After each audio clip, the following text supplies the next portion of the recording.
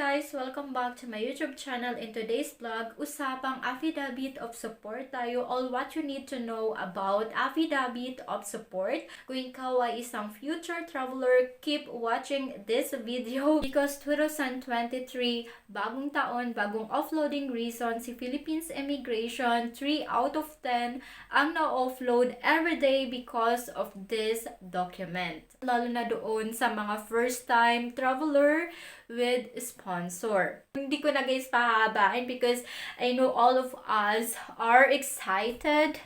Ayan, medyo mahaba siya guys kasi talagang ginawa ko na lang siyang isang vlog para hindi siya hati-hati at hindi siya nakakalito. So these are the content in today's vlog. So I will start with the Affidavit of Support and Guarantee meaning. So, nilagyan ko siya guys ng meaning para mas madali nating maintindihan yung purpose kung bakit kailangan natin ng Affidavit of Support. I will also discuss who can sponsor your travel, means of support, information, and requirements needed to secure Affidavit of Support, how to authenticate your Affidavit of Support if your sponsor is a foreign national or Filipino residing abroad, and also how to authenticate your Affidavit of Support if your AOS is executed in the Philippines or ginawa siya sa Pilipinas. And also, I will give you helpful tips para mapadali yung pag-process nyo ng Affidavit of Support. Normally, it takes 2 weeks to 1 month. Depende pa yun guys sa availability ng documents ninyo. Affidavit of Support and Guarantee. The Affidavit of Support is a legal document required to exit the Philippines if Filipino traveler does not have the financial capacity to support their own travel. So I will show you guys the example of Affidavit of Support. Easily nada-download siya in Google. But take note guys, in this section, Foreign Service of the Philippines, Embassy of the Republic of the Philippines, SSS, di ko alam kung anong meaning ng dalawang S na to.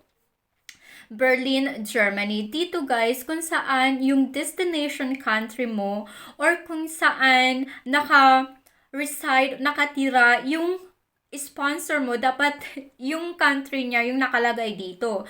So far, I use this Affidavit of Support kasi gustong-gusto ko gumawa ng content going to Germany. At if you are going in Italy, dapat naka-address siya sa Embassy of the Republic of the Philippines, Italy. If you are going in Spain, Embassy of the Republic of the Philippines, Spain.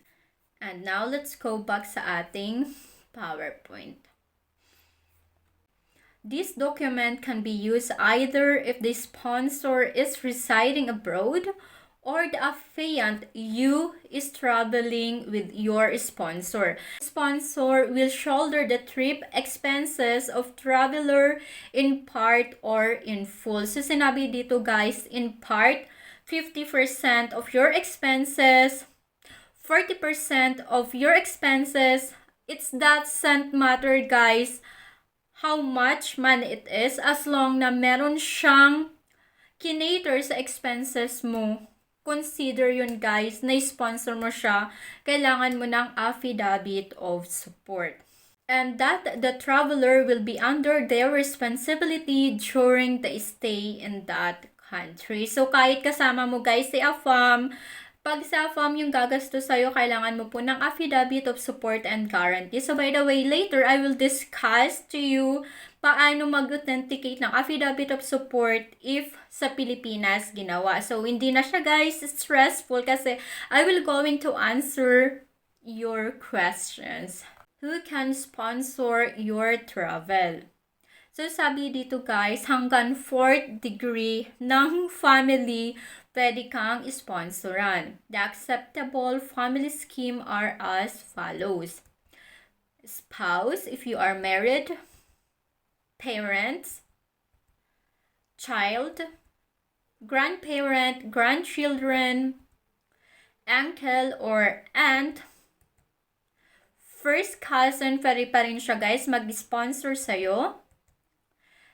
Or, ayan, magkaiba to guys sa a foreign friend or a partner. So, ito guys, si foreign friend or partner, hindi siya belong dito sa family scheme. But if you have relationship, ayan, something special relationship, pwede siya guys mag-sponsor sa'yo as long as meron kayong maipapakitang proof of relationship in terms of pictures, chats, and call, Skype, ayun guys. So, means of support. Ano bang mga klaseng bagay yung pwedeng ma-identify as means of support?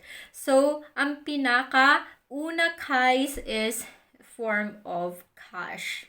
So, meron ding traveler's checks and credit card. Yung iba pinapahiram guys yung mga credit card nila, yung ibang form pinapadala sa Pilipinas para swipe lang tayo ng swipe. And also, means of support by accommodation. Yung tipong, yung sponsor mo, yung sasagot ng hotel or sometimes kung hindi mo kailangan mag-hotel, patitirahin ka sa bahay nila for free. Ayan, so meron kang instant hotel. So habang nasa abroad ka, doon ka titira. Or si AFAM yung nag-book ng hotel mo. Assumption of all expenses during the stay. Lahat ng expenses mo guys, including, di ba pag nakikitira ka, so you will consume water, you will consume heater kung sa Europe ka pupunta. You will going to consume electricity, internet. Ayan. Basta guys, makikitira ka, kailangan mo ng affidavit of support. Transportation by means of what? Flight ticket. Si sponsor ang nag-book ng flight ticket mo. By train. Si sponsor din guys ang kasakasama mo at ang magbabayad ng mga train ticket mo. Si sponsor mo ang susundo sa'yo sa airport. So every point of destination mo guys, nakasama mo si sponsor. For example, kotse na yung ginagamit nyo, kailangan mo din ng affidavit of support. And the last one guys is foods. And so pasalamat ka guys if si sponsor also willing siyang bilhin yung mga favorite mong kainin. Lalo na guys, pag Filipina ka, pag matagal ka dito sa ibang bansa, mamimiss at mamimiss mo guys yung mga Filipino food and wala kang choice kundi pumunta sa Filipino store or sa Asian store, which is yung price ng pagkain doon ng mga Filipino or Asiatic 5 times expensive siya. So, kung isa dito guys, kinater ng isa mong kaibigan, means sponsor mo na siya. Kailangan mo ng affidavit of support. Move on na tayo guys sa another topic natin. Affidavit of support should contain the following information. So, kailangan nyo to guys sa pagkuha ng affidavit of support and guarantee. So, nandito din guys yung mga requirements kung paano nyo makukuha yung affidavit of support. Number 1, the visitor's personal information. So, sino ba guys yung visitors? This is you, the applicant. So, kailangan ng contact details mo, address, photocopy of your passport, and your relationship to the sponsor. Ano ba kayo guys? Are you a family or you have relationship? Number 2, the sponsor's personal information, contact details, address, photocopy of the passport, and relationship to the person being invited. So guys, sabi ko nga, napaka-importanting mapatunayan nyo yung relationship na meron kayo bago kayo makakuha ng affidavit of support. Number 3, the inviter's legal status abroad. Citizen, residency, or temporary residence, etc. So, ano ba siya guys abroad?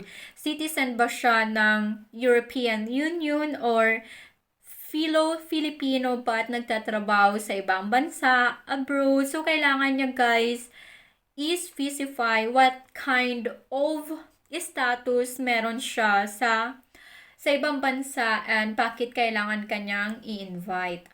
So, number 4, guys, the sponsor financial capacity. So, kailangan din, guys, mapatunayan niya na talagang kaya kanyang suportahan, na meron din siyang income or trabaho, meron siyang savings.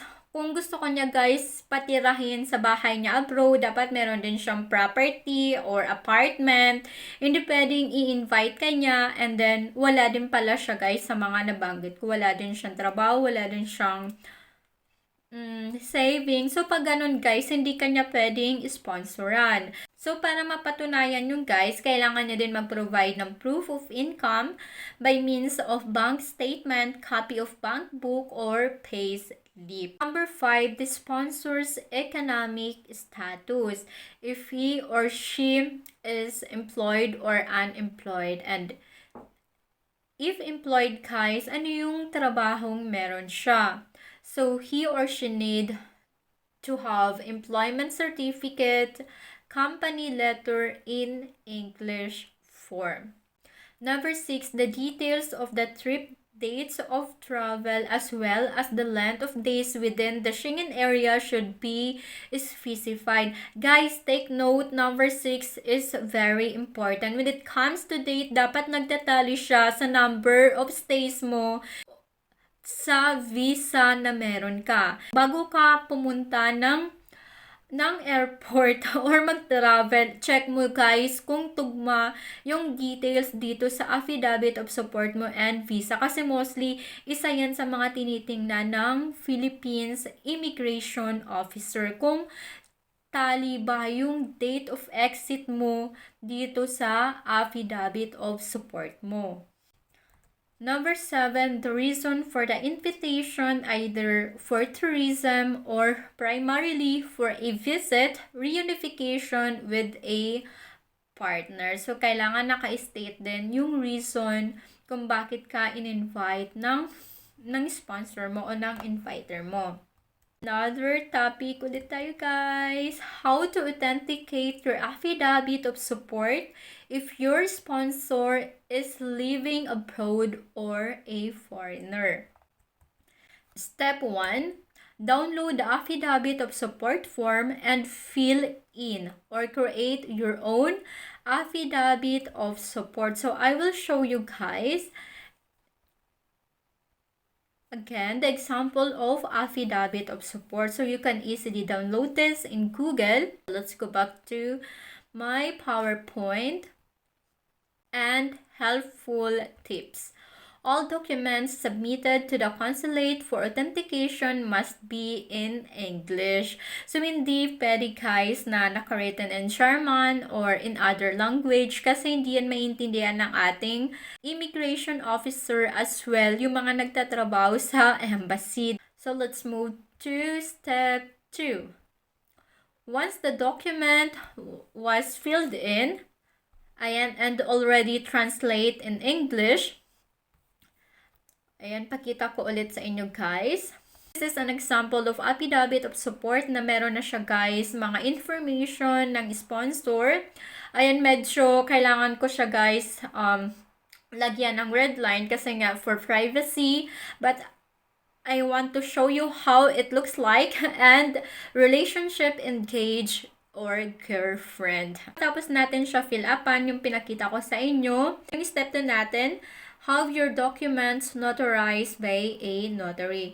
Ngayon ang gagawin ni sponsor, guys, idadalhin niya yun sa public notary. Tayo sa Pilipinas, nagpapanotary din tayo ng mga documents natin sa mga public attorney or sa mga private attorney.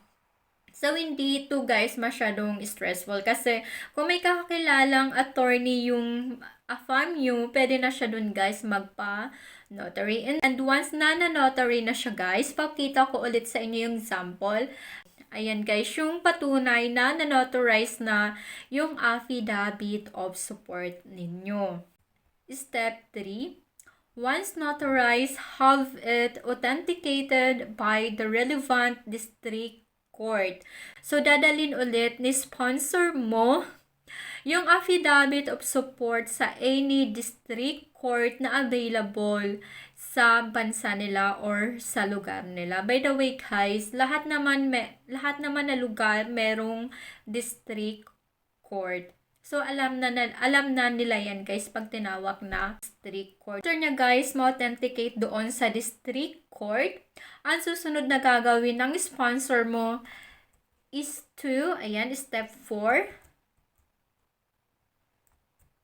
Set an appointment in any respective Philippines Embassy or Consulate. So, magsiset siya guys ng appointment sa Philippines Embassy. Kasi doon yan guys lalagyan ng red ribbon sa embassy mismo. So, kailangan nyo mag-set ng appointment kasi bawal ang walk-in. Na tayo guys sa helpful tips. So, kung for example, walang available time sa sponsor mo pumunta ng Philippines Embassy, meron pa siyang isang option. Ayan, to send your affidavit of support for red ribbon via mail. I-mail niya yung affidavit of support mo, and for that, kailangan niya magbayad online ng fee. 22 euros, something like that.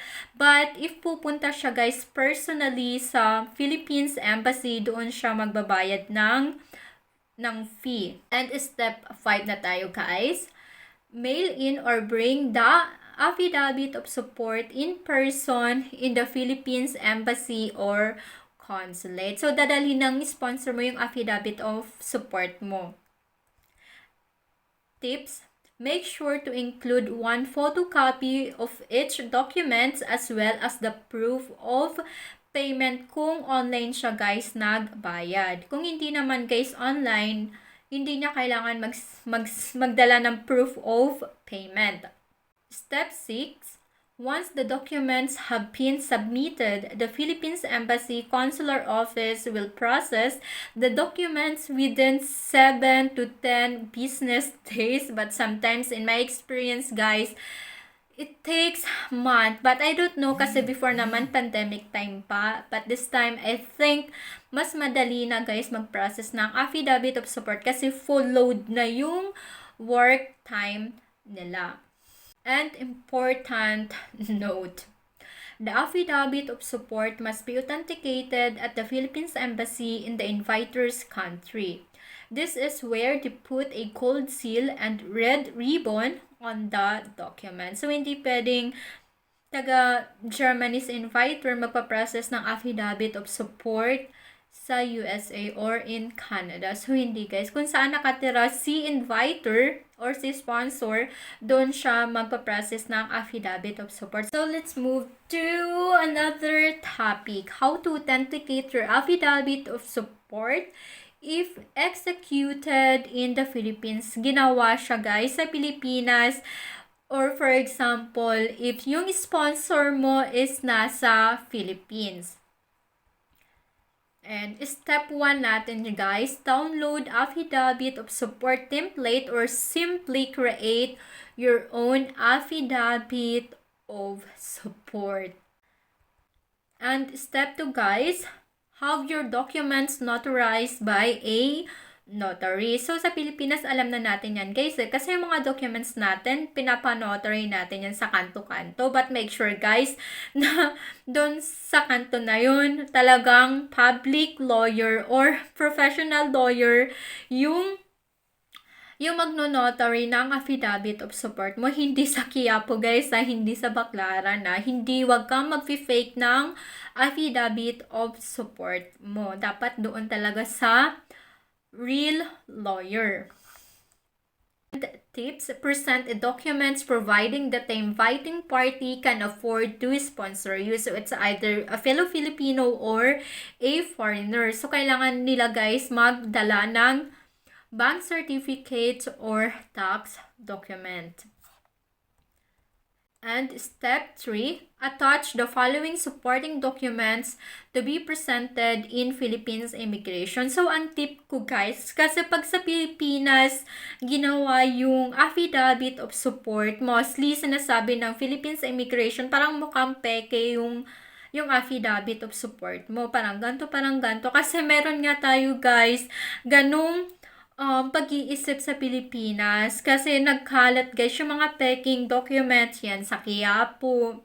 Kahit saan guys na fake sa Pilipinas. So ang lagi kong tips guys, kung sa Pilipinas ginawa yung affidavit of support mo, yung supporting documents ni AFAM, ng family mo sa Pilipinas like bank certificates, tax documentation, pinapanotarize ko din yan guys to prove that those are reals. Kasi ang dali lang guys sabihin, ay parang peke yung affidavit of support mo, ganyan. So pinapanotarize ko din yan guys, pinapagawan ko din yan ng letter na those are proven. Ayan, and pinapa-attach ko siya guys together with the affidavit of support para pag ginanap sa inyo ng Philippines Immigration Officer, ayan, wala lang tanong-tanong kasi kikita na lahat ng supporting documents mo when it comes sa affidavit of support mo, lahat din naka-notarize. So, there's no reason para sabihin nila na mukhang fake yung affidavit of support mo, parang mukhang ganto, parang mukhang galing Quiapo, ganyan-ganyan. Kasi guys, may nagtanong na sa akin sa aking YouTube, na-upload daw siya kasi sabi ng Philippines officer, mukhang fake yung affidavit of support niya. And this summary of my blog for today. Sinummarize ko siya guys kasi sobrang haba niya. Okay. Ayan. So ito guys, this section para siya sa mga sponsor na residing abroad. If the inviter or sponsor is not a Filipino citizen, isa siyang foreigner, the inviter sponsor must first have the document notarized outside of the Philippines Embassy before having it authenticated or to put seal and red ribbon at the Philippines Embassy. For example, if the inviter is a German citizen, they must have notarized it first at the German notary public, then have it authenticated or stamped locally sa district court. Only then can the documents be submitted to the Philippines Embassy for its own authentication or red ribbon. Helpful tips. Kung Filipino guys yung nag-invite sa inyo, for example, residing in Germany, ito yung para sa kanya. If the inviter is a Filipino based abroad, the inviter sponsor must appear at the Philippines Embassy personally to have the affidavit of support authenticated. And then, kailangan niyang magdala ng other requirements like passport, resident card or permit, certificate of employment, bank documents. If the affidavit of support is executed in the Philippines, it must be notarized locally. For example, once I created affidavit of support for my sister and had it notarized in my hometown. I also presented such as passport, resident card or permit, certificate of employment, bank certificate, and have it also notarized. This must be presented at the Philippines Immigration para guys may mga supporting documents ka. Kasi minsan guys, may mga officer talaga nabubugbugin ka guys ng tanong. Minsan, magsi-second inspection pa sila. Ganyan talagang i-stressan ka nila. So, it's better na prepare ka sa magiging biyahe mo.